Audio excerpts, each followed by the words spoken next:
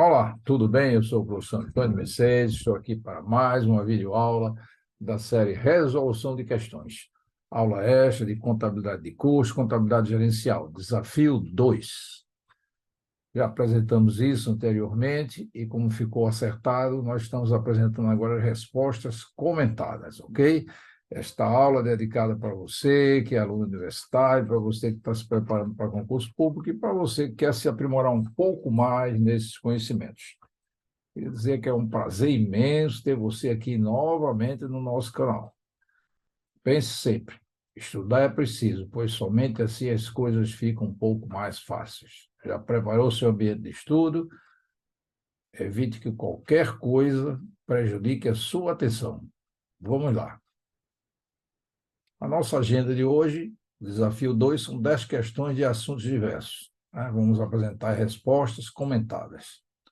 Se você está gostando dessa série, inscreva-se no canal, deixe seu like, é importante para receber as atualizações. Compartilhe nas suas redes sociais, agradeço desde já a sua atenção e qualquer dúvida mande para o meu e-mail, ok? Vamos lá às nossas questões. Primeira, a indústria de roupas Pernalonga apresentou no encerramento de 2021 o seguinte resultado. Então, ele colocou lá receita bruta, impostos, receita líquida, custo variável, despesa variável, margem de contribuição, custo fixo, despesa fixa e resultado do exercício aí 850 mil. Né? E aí ele diz o seguinte: a empresa tem expectativa de decréscimo de 10% da receita bruta para o período de 2022. O resultado esperado, considerando essa redução, será de quanto? O examinador apresentou aqui as 5 alternativas possíveis, né? Então, vamos lá. Isso é uma questão interessante, cai muito em concurso, né? Esse tipo de questão. E nós estamos diante de uma DR simplificada, né? Feita lá com custeio variável, né? Então, custeio marginal, né? Então, a gente começa a perceber que essa margem de contribuição é importante, né? Como ele está dizendo que tem uma expectativa de 10% da receita bruta, né? Um decréscimo no período seguinte, então a gente precisa se preocupar com isso. Então, você vai aqui simplesmente colocar um decréscimo, né? É bom lembrar que aqui você vai se deparar com uma coisa interessante, que é a margem de contribuição aqui, ó, tá vendo? Essa margem de contribuição é importante. Vai ter um decréscimo, eu vou ter um decréscimo na receita, né, de um modo geral, né, vou ter um decréscimo aqui na receita bruta, e com certeza os impostos também terão decréscimo, receita líquida decréscimo, custeio variável e despesa variável, né? Então, o decréscimo eu posso aplicar, se eu aplicar em cada um desses 10%, vou chegar ao mesmo resultado se aplicar aqui diretamente na margem de contribuição, um decréscimo de 10%, né? E aí a gente aplica aqui esse decréscimo de 10%, então você, em lugar de ter 2.650.000, vai passar a ter 2.383.000, né? E aí, custo fixo e despesa fixa permanece exatamente igual, né? Se a questão comentasse alguma coisa que houve decréscimo também em custo fixo, em função de reorganização, reestruturação da empresa, aí você teria que colocar os novos valores, mas como ela é silente nesse particular, nós não precisamos fazer nada, simplesmente reproduzir 1.200, 600 e achamos aí o valor de 585 mil. Em lugar de ser 850 mil, 585 mil. E 585 mil nada mais é do que a letra C, porque a alternativa C. Uma questão muito bem estruturada, simples de resolver, basta um pouco mais de atenção, tá? Vamos lá à segunda questão. A segunda questão, como é que trata? Considera uma situação de análise e variação em que o preço real é 57 por unidade e a quantidade real é 108.500 metros. O preço orçado é 55 e a quantidade orçada foi 107.800 metros. Observe que o preço real ele foi maior, né? A quantidade real também foi maior do que a orçada, né? Estamos aí diante de orçamento e também do custeio aí, o custo padrão, né? Custo padrão do que você fez lá no orçamento. Então, vamos lá. Nesse caso, o valor real será o quê? A, B, C, D e E. Para cada uma dessas, ele apresentou um valor, desde 6.144.600 até a letra E, 6.184.500 e a letra D, somente R$ 1.400, né? Então, a gente começa a perceber o quê? Qual é a solução? A gente viu isso lá. O preço real, o PR, é 57 por unidade. 57 por unidade, tá?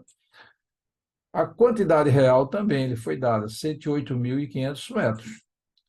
O valor real nada mais é do que eu multiplicar a quantidade real pelo preço real. Então, multiplicando dá 6.184.500, que é a letra E. Uma questão muito, mas muito bobinha, né? Mas, infelizmente, muita gente, né, por pressão, por descuido, falta de atenção, né, o nervosismo, na hora erra uma questão dessa, uma questão dada praticamente, né? Vamos à terceira questão. A Alabama Cosmético S.A. vendeu no último período 12.000 peças a um preço médio unitário de R$ 20. O gasto de produção de cada unidade foi R$ 11 e a comissão dos vendedores 10% sobre o preço de venda. Os custos fixos, né, foram de 34 mil e as despesas fixas de 22 mil. Tá? Então, ele deu todos os valores aí, bonitinho. E aí ele pergunta, utilizando os valores fornecidos pela empresa, o percentual de sua margem de segurança é de aproximadamente quanto? A, B, C, D, E. As cinco alternativas, 43%, 23%, 33,3%, 14,3% ou 28,3%. Lembrando que essas aulas, nós temos as aulas teóricas, né, da série Aprendendo Facilmente, que trata exatamente de margem de segurança, ok? Qualquer dúvida, vá lá na série de 45, né, até 64, nós temos aulas, e uma das aulas fala sobre margem de segurança, ponto de equilíbrio e assim por diante. Vamos ver a solução. Primeiro, para você calcular a margem de segurança, lembrando, né, que eu vou fazer um gráficozinho aqui para facilitar o entendimento, né, e lembrar um pouco a parte teórica. Nós temos aqui a coordenada cartesiana, aqui tem a parte fixa, os custos fixos, o variável, e aqui nós temos a reta que representa a equação de receita. E aqui nós temos a interseção, né? A interseção é evidentemente que dessa reta daqui, que é a reta correspondente, a equação da reta correspondente à receita, com a equação da reta correspondente a custo fixo mais variável, né? Esse ponto de interseção aqui nada mais é do ponto de equilíbrio contábil, né? E a gente viu lá que a fórmula seria CDF dividido por mais de contribuição unitária. A gente tem os valores aqui, ó, CD, aqui nós temos o valor de 34 mil e 22 mil, né? Os dois valores, ó. 34 mil mais 22 mil dividido por quê? Né? Pela margem de contribuição, é o preço que a gente está cobrando, foi cobrado, né? Então, você tem aqui o preço unitário aqui de 20, menos, evidentemente, a produção, os gastos de 11 na produção, e menos a comissão de vendedores, que é 10% sobre o preço de venda, ou seja, 10% sobre 20, que é 2. Então, 20 menos 11 menos 2. Se eu dividir essa, né, a expressão aqui, né, esse numerador dividido pelo esse valor do denominador, nós vamos encontrar 8.000 unidades. Observe, aí nós temos o quê? Esse ponto de equilíbrio aqui, né, só lembrando aqui, voltando aqui para o caso, né, esse ponto de equilíbrio aqui, ele representa, né, essa ordenada aqui, ó, isso aqui representa 8.000 unidades, que se eu multiplicar pelo valor unitário, eu teria aqui quanto foi de receita, né? Quanto foi de receita. Mas veja, a questão pede a margem de segurança. Então, como é que eu calculo a margem de segurança, né? A margem de segurança é bem simples, eu pego o valor atual menos o valor de equilíbrio dividido pelo valor atual. Então, o valor atual é 12 mil, ele está vendendo 12.000 peças, menos 8.000, que é exatamente o valor de equilíbrio. Eu tenho um excesso de 4.000 peças, né? Então, com certeza, eu estou tendo lucro, né? Dividido por quê? Pelo valor atual de 12 mil. Então, dá 33,33%, né? Isso é a letra C, C de casa, né? Então, veja que a gente revisou aqui rapidamente, mas lá você tem uma aula específica com questões de fixação e de assimilação, como também nós temos questões somente de exercício desse assunto, né? Aqui são desafios, né, que a gente está apresentando, né? Quer dizer, já é um complemento. Você já viu a aula teórica, já fez seu exercício de assimilação, exercício de fixação, e aqui nós estamos, evidentemente, aplicando todo esse conceitual que você já viu, ok? Vamos à questão 4, né? Com o que é que a questão 4 trata? Na apuração do preço de venda de um produto, deve-se considerar os limites de descontos que poderão ser concedidos. Ao aplicar o fator 1,2 sobre o custo para determinar o preço de venda com impostos, a empresa estará utilizando o quê? Margem tributária, margem de segurança, fator de preço-custo, fator de preço de compra ou markup. A gente viu que o markup, né, na aula teórica, né, uma das últimas aulas teóricas que nós temos lá na série de 45 a 64, é um multiplicador, né? Quer dizer, as empresas, de um modo geral, quando compram, sabe quanto custou o produto e eles já têm esse multiplicador pronto. Quanto eu vou multiplicar para estabelecer meu preço de venda, considerando todos os meus custos, né? E, evidentemente, considerando a tributação e considerando também a minha margem de lucro, né? Então, ele aplica aqui 1,2. Então, na verdade, o examinador está querendo que você diga que é o markup, né? O fator 1,2 para determinar o preço de venda é chamado de markup, né? Temos uma aula específica sobre isso, com exercício de assimilação e de fixação. Não se esqueça de consultar o canal. Questão 5. A contabilidade gerencial propicia à empresa a possibilidade de atender ao fisco por meio de um método de custeio legal e em paralelo. Porque a gente viu na aula teórica sobre esse assunto que o fisco não aceita você trabalhar com determinadas coisas, né? Você vai trabalhar com determinados métodos e tudo mais em função de você ter valores de cunho gerencial, né? Então, adotar um método interno que melhor trabalhe a apropriação dos seus gastos, né? Lá ele só vai aceitar o custeio por absorção, né? Custeio variável, custeio marginal, né? E assim por diante, eles não aceitam. A empresa que adota o sistema de custeio que atribui apenas os custos de despesas variáveis a seus produtos está utilizando que sistema de custeio? Marginal, por absorção, por departamentalização, baseado em atividades ou ABC, né? Então, você veja que todos esses assuntos nós vimos lá nas aulas teóricas, né? Então, e com exercícios, inclusive, também nas aulas correspondentes à série de resolução de questões voltada para isso. Aqui nós estamos apresentando desafios, né? Então, é fácil de perceber que o cidadão está tratando, quer dizer, apenas o custo de despesas variáveis, total custeio marginal, né? Ele está usando custeio marginal ou custeio variável com o foco gerencial, ok? Gerencial. Mais uma questão 6. As normas contábeis são padronizadas internacionalmente. No entanto, a legislação tributária de cada país deve ser respeitada, né? Você tem os padrões internacionais e adequa em relação àquilo que você tem de regras no seu país. No Brasil, a legislação exige que a indústria, ao adquirir materiais diretos para a produção, deve registrar na contabilidade seu custo pelo custo histórico de aquisição, pelo custo de reavaliação, pelo valor médio de compra, pelo custo médio de estoque, pelo valor médio de mercado, né? É fácil de perceber isso, né? A legislação é bem clara, pegar a lei das SAs, a gente vê isso, a 6.404. Então, na verdade, você tem lá o custo histórico de aquisição que você tem que registrar na contabilidade, ok? A questão 7 diz assim: existem vários métodos de apuração de custos e cada um possui vantagens e desvantagens, cabendo a empresa adotar aquele que melhor se adeque ao tipo de negócio desenvolvido e atenda às legislações legais.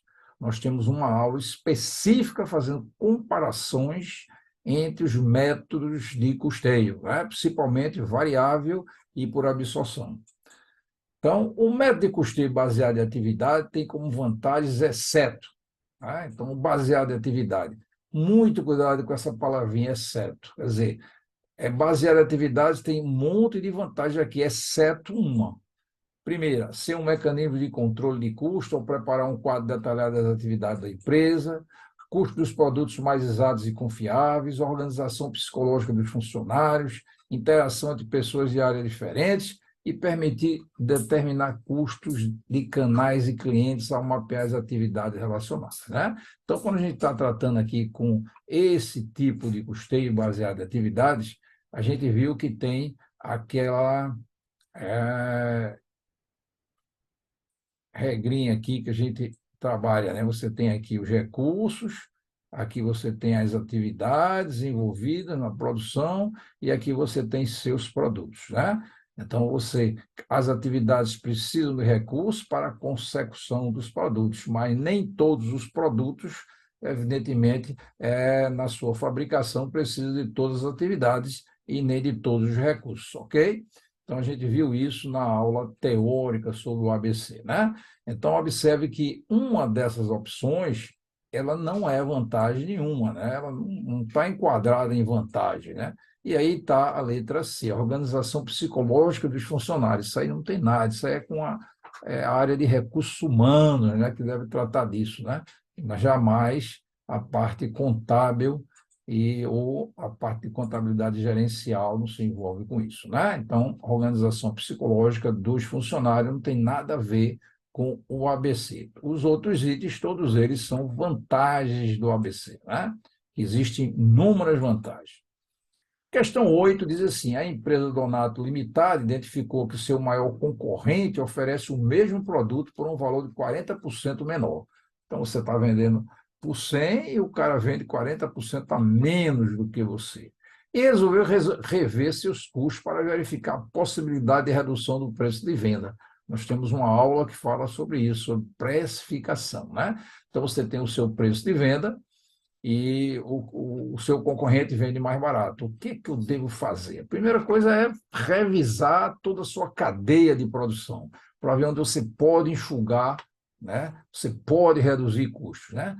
A utilização de preços muito baixos pelos competidores nos produtos ou serviços aponta que, né, em relação ao volume de vendas, sintoma de problema no sistema de custeio, realização indevida de custo, queda na receita bruta, problema ético no meio empresarial ou concorrência desleal. Observe que essa questão é interessante.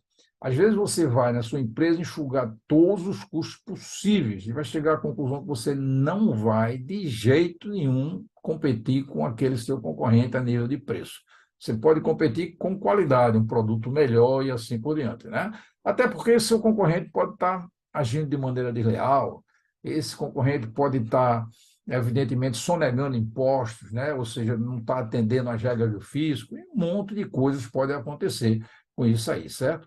Essa questão é uma questão interessante, porque, na verdade, o sintoma de problema nos sistemas de custeio, né? Ou o seu sistema tem algum problema ou outro. Eu não posso, de imediato, dizer que problemas éticos no meio empresarial, concorrência desleal, mas eu posso até, no futuro, provar isso.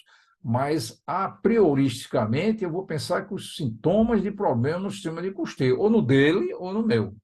Né? O dele pode estar com problema de custeio e o meu também. Até porque ele pode estar vendendo o produto com prejuízo até sem saber.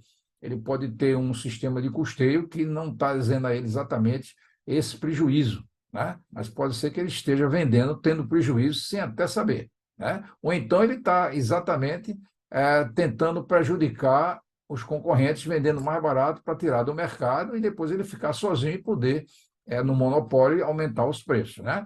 Então, a letra D e E é possível isso, né? Mas aí você não tem como provar. A letra mais condizente com um sistema, esse problema é dizer que um sintoma de problema no sistema de custeio, quer seja no meu, ou seja, na empresa que está vendendo por um preço maior, ou na empresa que está vendendo por um preço menor, ok? Interessante essa questão, né? Questão 9. Entre as novas demandas por informação gerencial, está a utilização dos sistemas de indicador de desempenho vinculado à estratégia da empresa, né? Um desses indicadores relaciona-se aos atuais objetivos de longo prazo da empresa.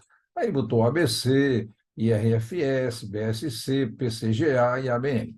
Observe, o ABC é um método de custeio, não tem nada a ver com, evidentemente, indicadores de desempenho, né? IFRS é geração de relatórios, né? Padrão a nível internacional. O BSC não, o BSC é o Balance Scorecard, né? São indicadores gerenciais de suma importância. A gente tem uma aula sobre isso, sobre indicadores gerenciais, e fala também lá sobre BSC, Balance Scorecard, né?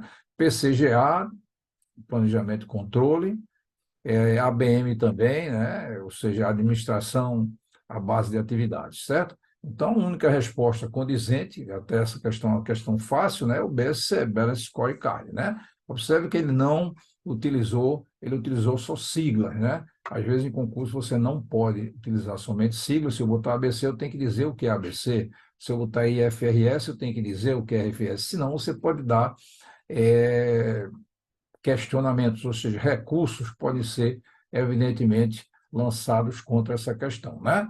Então, BSC, Balance Scorecard, é um indicador de desempenho. Nós temos uma aula de contabilidade gerencial só falando sobre indicadores de desempenho. E a questão 10 ele diz, na contabilidade gerencial são produzidas informações financeiras e não financeiras, que visam atender às necessidades dos usuários internos da organização. Tais informações têm entre suas características atender órgãos fiscalizadores, levantar dados históricos e não históricos da organização, apurar somente dados históricos, utilizar somente informações contábeis auditadas e restringir a ação externa.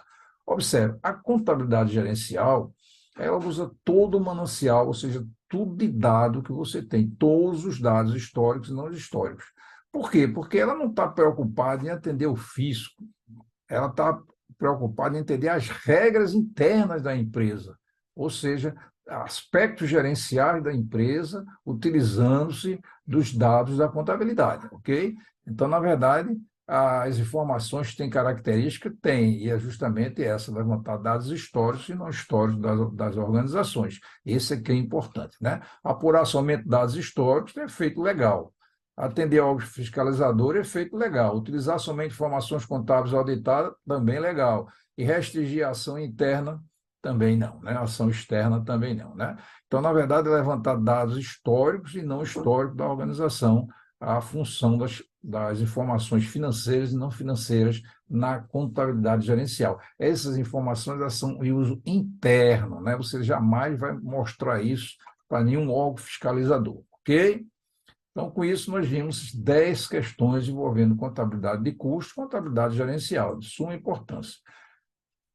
Evidentemente, se você resolveu essas questões, eu tenho algumas perguntazinhas para você. Se você acertou as 10, parabéns, você está muito bem. Se você acertou 9, 8 ou 7, você está indo no caminho certo. Procure se aprimorar mais, estude mais. Se você acertou menos de 7, você precisa estudar muito mais, ok?